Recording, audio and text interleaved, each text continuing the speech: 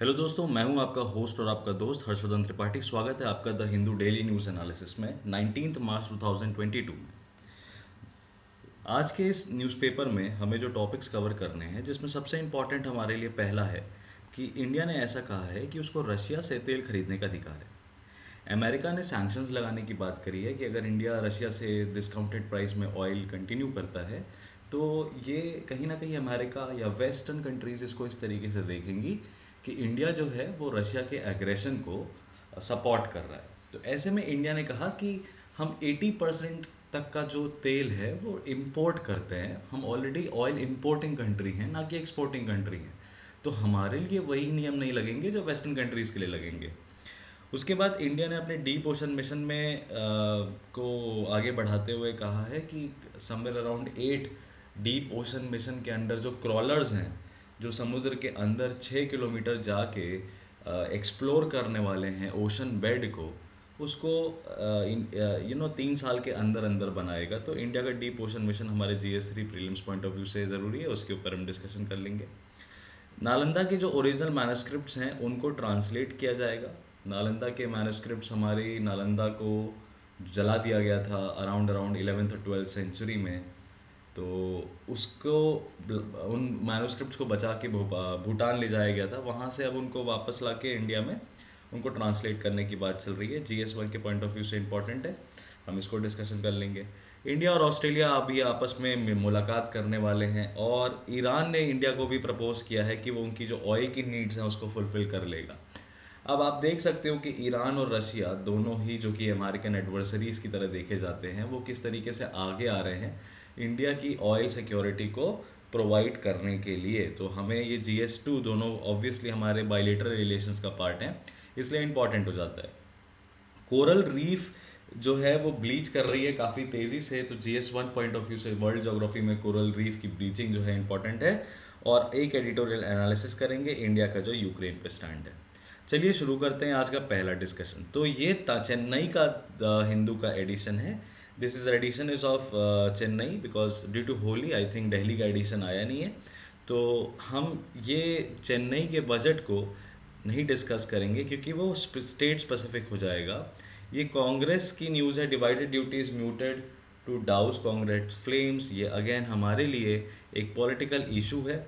इसमें non Gandhi family person as party chief, Rahul as Lok Sabha leader, इसकी बात हुई है। अभी यहाँ पे ये वाली पहली खबर पढ़ते हैं कि India has a right to buy Russian oil. इसमें इंडिया ने बेसिकली, आपको पता है हिस्ट्री अभी इधर भी 7 हफ्ते की, कि रशिया सबसे ज़्यादा ऑयल इंपोर्ट करता था। और नॉर्ड स्ट्रीम 2 ये बाल्टिक सी में, नॉर्ड स्ट्रीम 2 बाल्टिक सी में एक पाइपलाइन थी जो कि कनेक्ट कर रही थी रशिया को यूरोप से। ये लगभग लगभग 1200 किलोमीटर की ये पाइपलाइन थी जो कि समुद्र के माध्यम से रशिया को यूरोप से कनेक्ट कर रही थी। और इसको यूरोपियन कंट्रीज़ ने, पर्टिकुलरली जर्मनी ने बंद कर दिया। यानी कि रशिया जो अपना मैक्सिमम ऑयल यूरोपियन कंट्रीज़ को बेच के रेवेन्यू जनरेट करता था, अब इसके पास रेवेन्यू जनरेट नहीं हो रहा है। साथ ही साथ हम ये देख रहे हैं कि US और यूरोपियन यूनियन ने, UK ने, ऑस्ट्रेलिया ने, जापान ने रशिया पे बहुत भारी भारी सैंक्शंस लगा दिए, इकोनॉमिक सैंक्शंस लगा दिए, रशिया को कॉर्नर करने की कोशिश करी। और ऐसे में रशिया को चाहिए था कि कोई उसको बायर मिल जाए उसके जो कि ऑयल वो प्रोड्यूस करता है उसका। अब सैंक्शंस लगाने के बावजूद भी अभी देखा जा रहा है कि जो रशिया के आसपास की जो कंट्रीज़ हैं, जैसे कि लिथुआनिया हो गया, पोलैंड हो गया, फिनलैंड हो गए, ये सब रशिया से ऑयल अभी भी कंटिन्यू कर रहे हैं बाय करने के लिए, लगातार खरीद रहे हैं। और ऐसे में अमेरिका अब क्या कह रहा है इंडिया से, US ने कहा है कि इंडिया जो है वो रशियन ऑयल ना खरीदे। तो इंडिया ने कहा कि जो हमारा एनर्जी सेक्टर है वो इंपोर्ट्स पे डिपेंड करता है और उसको पॉलिटिसाइज नहीं करना चाहिए। कंट्री जो कि खुद ऑयल सफिशिएंट है ना, या जो खुद रशिया से इंपोर्ट करती हैं, वो हमारी चीज़ को, हमारे डिसीजन को रिस्ट्रिक्टिव ट्रेडिंग के अंडर नहीं लेके आएंगी और हमारी ट्रेडिंग को रिस्ट्रिक्ट करने की कोशिश नहीं करेंगी, है ना। और इंडिया के जो अभी मेजर मेजर जो कंट्रीज़ हैं, अरे जो मेजर ऑयल कंपनीज़ हैं, उन्होंने ऑलरेडी टेंडर डाल दिया है रशिया के सामने, राइट। तो इसको हम थोड़ा और डिटेल में डिस्कशन कर लेते हैं हमारे पेज 8 पे, जहाँ पे ये न्यूज़ कंप्लीटली बताई गई है। Okay, so moving ahead in this, yes, so the continuation of this news आगे कहता है कि अभी इंडिया जो है वो कंटिन्यू करेगा। ऐसे में जापान की जो इंडिया जापान की भी समिट होने वाली है, उसमें भी ये देखना है कि जापान जो कि जिसने कि रशिया के ऊपर सैंक्शंस लगा दिए थे इमिडिएटली, किस तरह की चीज़ें यहाँ पर डिस्कस होने वाली हैं। ये हमारी 14th इंडिया जापान समिट होने वाली है। ऑस्ट्रेलियन प्राइम मिनिस्टर ने भी कहा है कि अपनी वर्चुअल मीटिंग में प्राइम मिनिस्टर के साथ ये भी होने वाली है, जिसमें कि अगेन हम देखेंगे कि ऑस्ट्रेलिया का क्या कहना है। All right, so a lot of countries are coming forward and criticizing India for what India is doing right now, taking support from Russia। कहा जा रहा है कि कहीं ना कहीं आप रशिया से तेल खरीद रहे हो, तो यही पैसा तो आप अल्टीमेटली यूज़ करोगे, you will use this same money for war, you will use this same money for war. I mean Russia को आप पैसा दे रहे हो तो रशिया जो है अपने वॉर को फंड करेगा कहीं ना कहीं।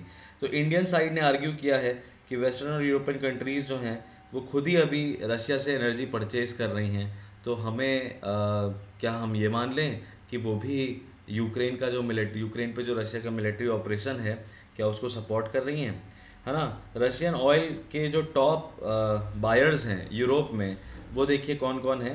तो यहाँ कहता है वो जर्मनी है, वो फ्रांस है, वो इटली है। ये तो 3 बड़ी कंट्रीज़ हो गई, और साथ में नीदरलैंड्स भी हैं, है ना। ये कह रहा है the source pointed out that apart from the major countries of Europe, even front line states such as Poland, Lithuania, Romania and Finland, ये भी इम्पोर्ट कर रहे हैं तेल। और इंडिया पे जो है वो दबाव बढ़ाता जा रहा है वेस्ट। और अभी रिसेंटली जब रशिया ने वहाँ के एयरपोर्ट लीव पर अटैक किया है, तो इसमें बड़ा प्रॉब्लम हो रहा है इंडिया के लिए कि किस तरीके से अपनी चीज़ों को जस्टिफाई करेगा। ऐसी क्राइसिस में क्या हुआ है, ईरान और वेनेजुएला ने जो वेनेजुएला जैसा कि आपको पता है वर्ल्ड का largest producing oil reserve country है, इसके पास सबसे ज़्यादा तेल रिजर्व में है, एक्सट्रैक्ट नहीं कर पाया है, वो तुरंत इंडिया के पास आए हैं ऑल्टरनेटिव सोर्सेज ऑफ एनर्जी बन के। और इन सब पूरे मैटर पे जो है ये बेसिकली अब इंडिया को डिप्लोमेटिकली अपना रास्ता निकालना पड़ेगा कि किस तरीके से वो बैलेंस करता है वेस्टर्न इंटरेस्ट को भी और रशिया अपनी एनर्जी सिक्योरिटी को भी। तो ये न्यूज़ थी। उसके बाद जो दूसरी न्यूज़ हमें कवर करनी है वो बेसिकली ये है कि इंडिया ने 8 डीप ओशन ग्लाइडर्स जो हैं वो प्लान किया है कि वो इंट्रोड्यूस करेगा। तो ओशन मिशन लॉन्च किया था, डीप ओशन मिशन इंडिया ने लॉन्च किया है, जिसमें पॉलीमेटालिक नोड्यूल्स, याद रखिएगा पॉलीमेटालिक नोड्यूल्स के एक्सट्रैक्शन के लिए जा रहा है, जिसमें लार्जली जो एक्सट्रैक्ट करने वाला है वो मैंगनीज मेटल एक्सट्रैक्ट करने वाला है। पॉलीमेटालिक नोड्यूल्स क्या हैं, कुछ तरीके के वो आप समझ लिए सॉइल के या मड के पार्टिकल्स हैं जिनमें मेटल्स जो हैं वो मिनरल्स के फॉर्म में प्रेजेंट हैं। तो समुद्र के नीचे से उनको एक्सट्रैक्ट करना है और उसके बाद उनको रिफाइन करना है और मिनरल मेटल जो है वो हमें निकालना है वहाँ से। तो डीप ओशन मिशन इंडिया ने लॉन्च किया है, 6000 मीटर की डेप्थ पे जाएगा 24 लोकेशंस में, है ना। और साथ ही साथ ये हमारा मिनिस्ट्री ऑफ अर्थ साइंसेस के अंडर जो है वो काम करेगा, है ना। इसमें बेसिकली पर्पस क्या है इंडिया का, तो इंडिया क्या करने वाला है, सैटेलाइट, देखिए समुद्र के अंदर जाके सैटेलाइट का डेटा का इस्तेमाल करके बहुत सारी चीज़ें कर सकता है। जैसे कि क्लाइमेट चेंज जो हो रहा है ओशंस में, उसको स्पेकुलेट कर सकता है, ओशन टेम्परेचर चेक कर सकता है, सैलिनिटी उनकी चेक कर सकता है, फ्लड वार्निंग्स ले सकता है, साइक्लोन वार्निंग्स ले सकता है, और बेसिकली हमारी एनर्जी सिक्योरिटी को भी कर सकता है। तो इसके लिए इंडिया ओशन सैट अपनी सैटेलाइट भी लॉन्च करने वाला है और डीप ओशन मिशन के अंदर अपना ओशन ग्लाइडर भी बनाने वाला है। ये ओशन ग्लाइडर इसरो और डीआरडीओ मिल के बना रहे हैं। अभी इंटरनेशनल इंडियन कॉन्फ्रेंस हुआ है जो कि Indian Centre for Ocean Information Services, Indian National Centre for Ocean Services INCOIS ने होस्ट किया था। और इसमें कहा है कि जो ओशंस हैं वो बेसिक कड़ी है हमारे क्लाइमेट चेंज को समझने के लिए, और ये समझने के लिए कि लाइव्स और लाइवलीहुड्स कोस्टल लोगों का कैसे बचाना है। तो ऐसे में 4,070 करोड़ की लागत के साथ ये क्या किया गया, 5 साल के पीरियड के लिए डीप ओशन मिशन को बनाया गया है। मिनिस्ट्री ऑफ अर्थ साइंसेज की इम्प्लीमेंटिंग बॉडी होगी। और साथ ही साथ हम थर्मल कन्वर्जन, एनर्जी कन्वर्जन, यानी कि समुद्र में जो टेम्परेचर डिफरेंस होता है उसको यूज़ करके किस तरीके से एनर्जी क्रिएट कर सकते हैं, उसके ऊपर भी बात है। ओशन हेल्थ को भी हमें चेक करना है, और हमारे ऑब्जर्वेशन नेटवर्क्स को भी हमें प्रमोट करना है।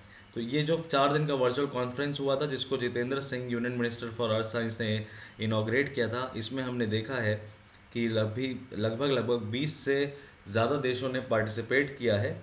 और ये इंटरनेशनल इंडियन ओशन एक्सपीडिशन जो कि 2015 में लॉन्च हुआ था, उसका ये बेसिकली उसके अंडर ये जो कॉन्फ्रेंस है वो कराई गई है। तो डीप ओशन मिशन आपके लिए बहुत इंपॉर्टेंट हो जाता है। डीप ओशन मिशन को आप अच्छे से पढ़िए, क्योंकि ये जैसे कि स्पेस एक्सप्लोरेशन बोला जाता है कि इसमें सबसे पहले अमेरिका और रशिया ये सब आए थे, वैसे ही ओशन एक्सप्लोरेशन को इसरो लेके आगे जा रहा है। ओशन एक्सप्लोरेशन को इसरो आगे लेके जा रहा है, और इसमें इंडिया जो है वो लीडिंग रोल प्ले करने वाला है।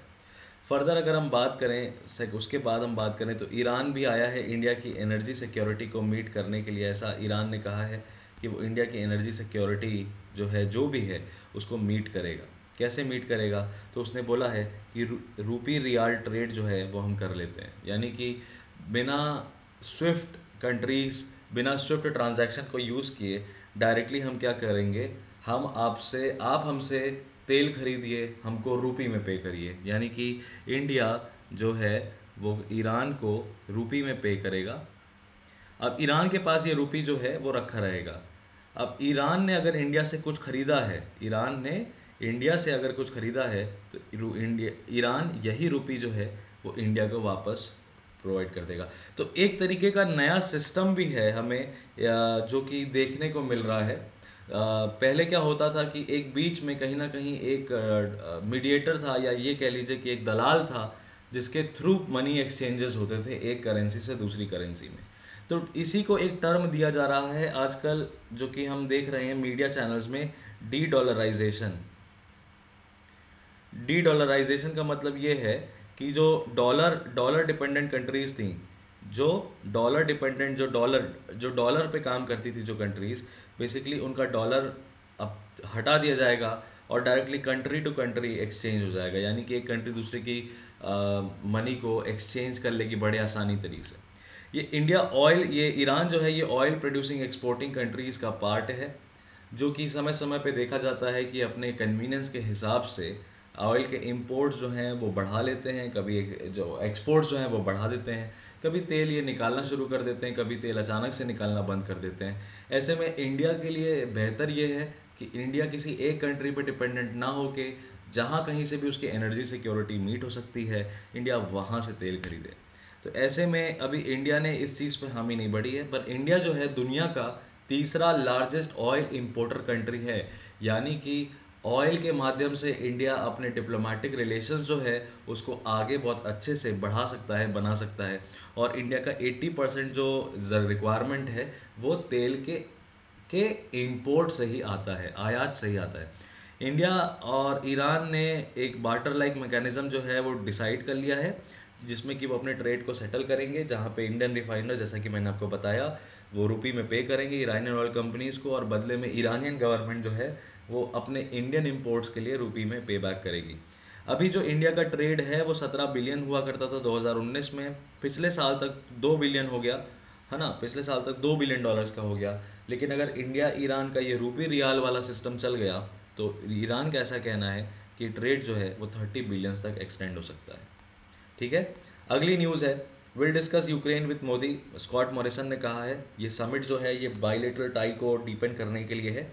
ऑस्ट्रेलिया के प्राइम मिनिस्टर स्कॉट मॉरिसन जो हैं वो यूक्रेन का सिचुएशन, उसका इम्प्लीकेशन इंडो पैसिफिक रीजन में क्या होने वाला है, इसको देखने के लिए इंडिया आने वाले हैं। इंडिया के साथ इंडिया नहीं आने वाले, वर्चुअल मीटिंग होने वाली है। आपको पता है कि ये इंडिया और ऑस्ट्रेलिया बेसिकली क्वाड का पार्टनर है, क्वाड जो कि इंडो पैसिफिक सिक्योरिटी के लिए है ना। और ऐसे में जब बाईलेटरल रिलेशंस हमें दिखते हैं कि ये कंट्री आपस में मुलाकात करके या डिस्कशन करके कर रही हैं, तो ऑब्वियसली ग्लोबल इश्यूज़ पे जहाँ डिफरेंसेस हैं उनका भी सामने आना ज़रूरी है। सामने आते हैं वो एक तरीके से अपना मत रखने के लिए पूरी इंटरनेशनल मीडिया के सामने है। बट यहाँ पे इस तरीके से ये भी कहा जा रहा है कि अगर हम बायलेटरल मीटिंग उसके बावजूद कर रहे हैं जबकि हमारे डिफरेंसेस हैं, तो हम ये देख समझ सकते हैं कि हम इन्वेस्टमेंट अपॉर्चुनिटीज़ क्रिएट करने की कोशिश कर रहे हैं। हम एक दूसरे के लिए इकोनॉमिकली फीजिबल कंट्री बनना चाहते हैं। सिक्योरिटी पार्टनरशिप है हमारी, और सिक्योरिटी पार्टनरशिप क्योंकि इंडो पैसिफिक रीजन के लिए है, तो कोई इंटरनेशनल इशू पे अगर उनके बीच में डिफरेंसेस हैं तो वो एक कंट्री के दूसरे कंट्री से जो आपसी संबंध है उसको अफेक्ट ना डाले। तो they have said that they are going to discuss a wide range of regional and multilateral issues, including the situation in Ukraine. As you know, a few years back, till 2018, it was seen that Australia was all the more a very, very pro-Chinese company, Chinese country, and it was largely dependent on China for a lot of things, for a lot of trade, and also to provide access of Australia to the South China Sea. Australia thought that it is important to keep China at its own side. After having certain, problems in the RCEP agreement that they both had signed along with ASEAN countries, Regional Comprehensive Economic Partnership was a free trade agreement that they had signed कि free में trade करेंगे। उसमें China ने unilaterally अपने supply chains को बंद कर दिया। इससे जो ऑस्ट्रेलिया था, इससे ऑस्ट्रेलिया को ट्रेड को काफ़ी इफेक्ट हुआ। एंड डिस्पाइट कोविड-19 के हट जाने के बाद ऑस्ट्रेलिया ने ये चाइना को बोला कि आपने जो ट्रेड रोक दिया है, सप्लाई जो रोक दी है, आप उसको कंटिन्यू करिए। तो चाइना ने बोला कि देखिए ऐसा पॉसिबल है नहीं, अभी फ़िलहाल कोविड-19 से ग्रसित है पूरी दुनिया और हम आपको अभी सप्लाई नहीं कर पाएंगे। तो ऑस्ट्रेलिया का बड़ा ही दिमाग ख़राब हो गया ऐसे में, और ऑस्ट्रेलिया ने बोला कि चाइना के साथ हमारे संबंध तो ख़राब होते नज़र आ रहे हैं, अब हमें आसपास की चाइना के एडवर्सरी कंट्रीज़ जो भी हैं उनके साथ व्यापार अपना बढ़ाना पड़ेगा। तो ऐसे में वो इंडिया की तरफ अपना रुख करते हुए दिखाई दे रहा है। जापान की तरफ भी उसका रुख क्वाड के अंदर में देखा जा रहा है कि वो शिफ्ट हो रहा है। तो ऐसे में ये कई सारे चीज़ों को भी डिस्कस करने वाले हैं, जिसमें म्यांमार भी अपने आप में एक टॉपिक होने वाला है। ये मंडे की जो समिट है ये जून 4 को 2020 को सबसे पहले इंडिया ऑस्ट्रेलिया की समिट हुई थी, जिसमें इंडिया और ऑस्ट्रेलिया अब कॉम्प्रिहेंसिव स्ट्रेटेजिक पार्टनर्स बन गए, यानी कि स्ट्रेटेजिक पार्टनरशिप हमारी बन गई है ना। और फिर वो नरेंद्र मोदी को होस्ट करेंगे, वहाँ के ऑस्ट्रेलियन प्राइम मिनिस्टर। और ऑस्ट्रेलिया और इंडिया बेसिकली आपस में एक नेवल एक्सरसाइज है, मालाबार एक्सरसाइज, जिसमें पार्टिसिपेट करते हैं। ये मालाबार एक्सरसाइज 1992 में स्टार्ट हुई थी, ये 1992 में स्टार्ट हुई थी। और इंडिया और यूएसए इसका मेन इंडिया और यूएसए की नेवी जो है वो मालाबार कोस्ट के पास इसकी प्रैक्टिस करते थे। एक्सरसाइज का मतलब होता है कि एक दूसरे के जॉइंट ऑपरेशंस हैं, उसको किस तरीके से ये कंडक्ट करेंगे वो चेक करते थे। तो 1992 के इस डिस्कशन के बाद क्या हुआ, ऑस्ट्रेलिया भी इसमें शामिल हो गया है और जापान भी इसमें शामिल हो गया है। अब अल्टीमेटली ये क्वाड बन गया है। तो ये हमारे बायलेटरल पॉइंट ऑफ व्यू से एक इम्पॉर्टेंट टॉपिक हमको समझ में आ रहा है। उसके बाद तीसरी न्यूज़ जो है वो ओरिजिनल मैन्युस्क्रिप्ट्स है नालंदा की। नालंदा एक यूनिवर्सिटी, ऐतिहासिक यूनिवर्सिटी है। कहा जाता है इतिहास में कि नालंदा यूनिवर्सिटी जब टायरेंट्स जो आए थे, जो कि पर्जिया साइड से आए थे, जो मुस्लिम टायरेंट्स थे, लुटेरे थे, उन्होंने इस यूनिवर्सिटी को जला दिया था। हमारे कल्चर जो है वो ख़त्म हो गया। ये यूनिवर्सिटी 3 महीने तक जलती रही थी, इसमें इतनी किताबें थी। तो इसमें बची कुछ जो किताबें थी वो नालंदा और विक्रमशिला यूनिवर्सिटी की, वो ये बेसिकली 12वीं और 13वीं सदी में बख्तियार खिलजी की आर्मी ने इसको जलाया था। और उस समय जो ट्रैवलर थे या फ्रीडम फाइटर थे और मॉन्क थे, राहुल संकृत्यायन, उन्होंने बची कुछ मैन्युस्क्रिप्ट्स को भूटान ले जाके चले गए थे। और बाकी कुछ हैं वो बिहार आर्ट एंड कल्चर के मिनिस्टर ने बोला है कि बिहार के पटना के म्यूज़ियम में संग्रहित है। और इसको ये जो प्रोसेस है ट्रांसलेशन का, ये central institute of higher Tibetan studies जो कि सारनाथ में है, वो इसको ट्रांसलेट करेंगे। ऐसा प्रपोज़ल हमारे मिनिस्ट्री ऑफ कल्चर के सामने रखा है। और ये जो मैन्युस्क्रिप्ट्स हैं ये संस्कृत में लिखी गई हैं, ठीक है। 11th और 12th सेंचुरी एडीज़ के जो स्कॉलर्स हैं उनके द्वारा अब इन सबको क्या है ट्रांसलेट किया जाएगा हिंदी में, और उनके एक्सर्प्ट जो हैं वो पब्लिश किए जाएंगे अगले 5 साल में। ये सब लार्जली बुद्धिस्ट मैन्युस्क्रिप्ट्स हैं, they are all related to the India's ancient culture. अब ऐसे में देखने वाला है कि ये काम कितनी जल्दी होता है और किस तरीके से इसको आगे लेके जाते हैं। प्रधानमंत्री जी ने मीडिया का जो रोल है वो विकास के लिए जो काम कर रही है मीडिया, उसको क्या किया है, अप्रिशिएट किया है। नरेंद्र मोदी जी ने बोला है कि मीडिया का कोई भी चैनल हो, despite of their political issues, political takes, वो सामने आए हैं इंडिया का स्वच्छ भारत मिशन प्रमोट करने के लिए और बेटी बचाओ बेटी बढ़ाओ प्रमोट करने के लिए। ये सब हो रहा था जब इंडिया से 100 ईयर्स मना रहा है। एक लोकल, एक वर्नाकुलर प्रेस जिसका नाम है मातृभूमि, मलयालम में भाषा में ये न्यूज़पेपर लिखते हैं आज़ादी के दौरान से। और मातृभूमि इतना पुराना है, नरेंद्र मोदी साहब ने कहा कि ये हमारी 75th anniversary of India's independence के साथ कोइंसाइड कर रहा है। तो ऐसे में मीडिया का जो रोल है भारत को आज़ाद कराने में बहुत ज़्यादा था और आज भी बहुत ज़्यादा है ना। He said that the country is leading in technological advancements, and then the public was eager to embrace positive changes, and all this is possible because of active role played by media. All right. So moving ahead. Now this is something that we need to check first that a lot of country see, आप देख सकते हो इधर कि China ने बोला है कि ये अपना वेस्ट जो है वो साइलेंट क्यों है इराक और अफगानिस्तान की मौतों पे। तो बड़ा ही ब्लेम गेम चलते हुए दिखाई दे रहा है। मीनवाइल रशिया को फ़र्क नहीं पड़ रहा है, रशिया ने लीव एयरपोर्ट पर अटैक कर दिया है। यूनाइटेड नेशंस के ऐसे 6 देश कह रहे हैं कि यूनाइटेड नेशंस को इस्तेमाल कर रहा है रशिया ताकि वो अपने प्रोपेगेंडा को बढ़ा सके। पहले उसने धमकी दी थी कि अभी कि न्यूक्लियर अटैक हो सकता है। अभी ये सब ऐसे में हो रहा है जब सीधे सीधे ये बोला गया चाइना और रशिया ने कि भाई यूक्रेन में रिसर्च करिए, यूनाइटेड नेशंस जाके रिसर्च करे, वहाँ पता चलेगा कि अमेरिका के साथ मिलकर यूक्रेन बायो वेपन्स बना रहा था। तो अभी ये सब इस दौरान हो रहा है जब कुछ साल पहले, 1 साल पहले, 1 डेढ़ साल पहले, जब अमेरिका ने चाइना पे ब्लेम लगाया था कोरोना वायरस को फैलाने के लिए और उसको वुहान वायरस कर रहे थे। तो इसमें बोला था कि चाइना ये ऑलरेडी मिलिट्री लेवल पे ये वायरस को बना रहा था। तो ऐसे में WHO की टीम भी गई थी चाइना में जो कि कुछ खास निकाल के नहीं आ पाई। और ये सब जो ब्लेम गेम है ये चलते हुए नज़र आ रहे हैं। पर ऐसे में जो इंपॉर्टेंट न्यूज़ हमें कवर करनी है वो रशिया की बैरियर रीफ के ऊपर है, जो कि कोरल ब्लीचिंग जिसमें हो रही है ना। UN उसको set to reconsider its heritage status. Australia में पाई जाती है ये ग्रेट बैरियर रीफ, इसमें कोरल ब्लीचिंग हो रही है। कोरल का मतलब क्या होता है? कोरल का मतलब होता है जो कार्बोनेट्स के जो एक तरीके से they are the structures of carbonates, and जो कि फिशेस के लिए एक ब्रीडिंग ग्राउंड होते हैं। कई सारी बायो स्पीशीज़ जो है वहाँ ऑप्टिमम टेम्परेचर में वहाँ पे रहती है।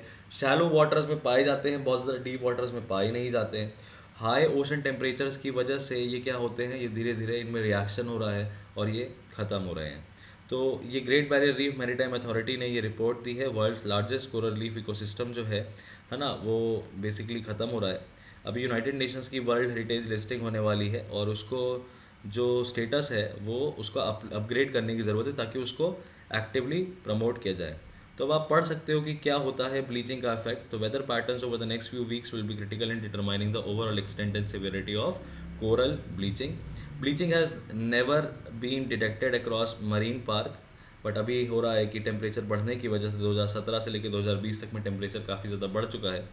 और इन्वायरमेंटल ग्रीन पीस ने कहा है कि coral bleaching suffer during a La Nina weather pattern that is associated with cooler Pacific Ocean temperature was evidence of the Australian government's failure to protect the coral reef. अब ये international एक agency है Greenpeace, उसने Australian government पे blame लगा दिया है और कह रहा है कि क्लाइमेट चेंज की वजह से बेसिकली हमारी जो कोरल रीफ्स हैं वो ख़त्म हो जाएंगी। तो कोरल रीफ्स हमारे लिए इंपॉर्टेंट क्यों हैं?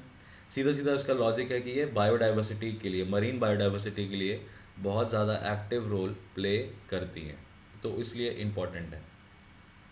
ऐसे में ये एडिटोरियल अब हम आगे डिस्कस करते हैं कि इंडिया को कीव का जो जो नैरेटिव है, यानी कि यूक्रेन का जो नैरेटिव है उसको भी प्रोटेक्ट करना चाहिए।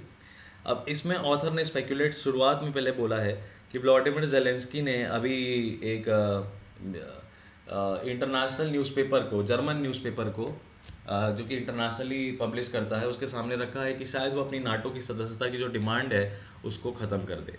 अब ये ऑथर कह रहा है कि पहले तो ये समझाइए कि अभी तक यूक्रेन ऐसा क्यों नहीं कर रहा था। ये एक बात है। दूसरी बात ये है कि रशिया ने इस बात को अब पकड़ लिया है। रशिया इस चीज़ को सर्जेई लैवरोव अब अपनी इसको अपनी जीत कहे वो, या ये बोलें कि ये पुतिन के डिप्लोमेटिक एफर्ट्स का एक पॉजिटिव आउटकम है जो कि यूक्रेन को पहले लेना चाहिए था। ऐसे में ऑथर ने सीधे सीधे ब्लेम लगाया है वेस्टर्न मीडिया को कि वेस्टर्न मीडिया ने ये व्लादिमीर जेलेंस्की के इस स्टेटमेंट को क्यों नहीं दिखाया, क्यों नहीं बताया।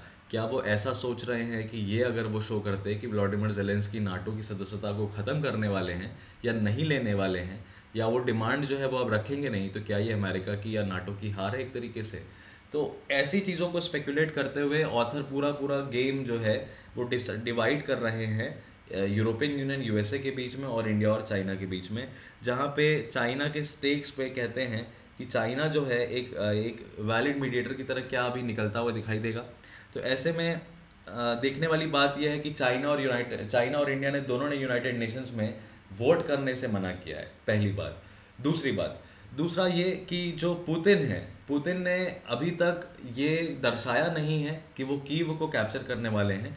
पर यहाँ पे ऑथर ये कह रहे हैं कि अगर जो वॉर है वो ज़्यादा दिन तक चला, वॉर जो है वो ज़्यादा दिन तक चला, और पुतिन अगर कीव कैपिटल में ऑल्टरनेटिव गवर्नमेंट नहीं रख पाए, तो ये अमेरिका और वेस्ट को फेवर कर रहा है, क्योंकि अमेरिका या यूरोपियन कंट्रीज़ जो हैं पूरी दुनिया को दिखा रही हैं कि रशिया एग्रेसर है। जैसे कि जब अमेरिका अफ़गानिस्तान और इराक में था, तो उस अच्छा रशिया और चाइना को बहुत बल मिलता था, वो उनके ह्यूमन राइट्स वायलेशन को बार बार उजागर करते थे। अब यहाँ पे इन्होंने इस पुतिन के क्या डिमांड्स हैं या पुतिन का क्या टेक है उसको बोला है कि अगर अगर पुतिन जीत भी जाएं तो भी वो दुनिया की दृष्टिकोण से देखा जाए तो वो हार रहे हैं, because a country that is crossed economically will continue to remain like that and will not be able to develop enough capital for its redevelopment. So author has said that in these circumstances it is conceivable that Mr. Putin might be overthrown in his country and somebody else might come up and take his place, and that ultimately the Russia's external relations with neighboring countries would be altered, and whatever is happening may not happen again. So the West, he's saying that the West wants the same thing to happen in Russia as well as in China. However, it is not feasible in China. It is to an extent possible in China, in Russia, that a capitalist democracy is established. All right. Now in this it tells you that it has a deep defense relationship. India has a deep defense relationship. India's relationship with America is also growing. India's statement explanations tells you that it is in disapproval for war, but it is trying to keep its national interest intact, and that is why it is not ready to take a side. But in the light, it has said that it cannot dismiss all reports as false propaganda, and it should not be the country that is silencing or is staying silent on the crisis that Ukrainian people are facing.